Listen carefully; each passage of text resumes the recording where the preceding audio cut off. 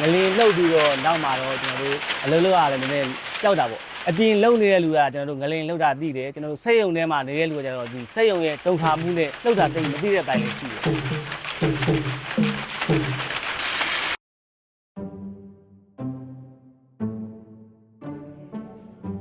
အိုက်ဆက်ကတော့ဟိုအဲ့လိုကြီးတော့စိုးစိုးဝါးဝါတော့ထိမသွားပါဘူးဒါပေမဲ့ချားလေးတွေတော့စောင်းသွားတယ်ပေါ့ချားလေးတွေဟိုလက်ညှိုးလောက်ရတော့နည်းနည်းလေးအောင်ဝင်ကြမှာဖြစ်တာလေးတော့တွေ့ရတယ်ဟိုကတော့တာဝဲနေအစင်မပြေရလေးကြောင့်လို့ဟိုနည်းနည်းတော့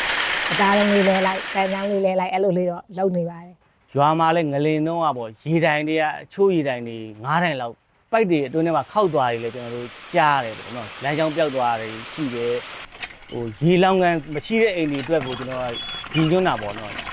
ငလင်လောက်တဲ့နောက်ပိုင်းမှာဟိုရေတွေနောက်သွားတယ်ရှိပါတယ်အခက်ခဲလေးတော့မျိုးစုံကြုံရတယ်ပေါ့အခါတိုင်းဆိုလို့ရှိရင်တော့ကျမတို့ရေသက်အဲ့လိုခုလိုလှူတာမရှိသေးခင်ကတော့ရေသက်နေဝယ်သုံးရတယ်ပေါ့အခု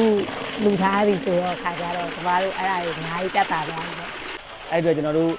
ရေသင်တောင်းရရင်အကြောင်းရင်းကကျွန်တော်တို့ရေသင်ဆိုတော့အပေါ်အမြင့်ရနေပြီးတော့ကျွန်တော်တို့လေတွေပါနည်းနည်းသွားခက်လို့ရတာဟုတ်စိုက်ပြပါတယ်ဟုတ်ဟိုဟာရေမတန့်တာတောက်လို့ရှင်ကလေးဟိုအော်အန်နာတို့ဝမ်းလျှောတာတို့ဖြစ်မှာဆိုလို့ရေကိုစနစ်တကျတိုက်ပါရှင်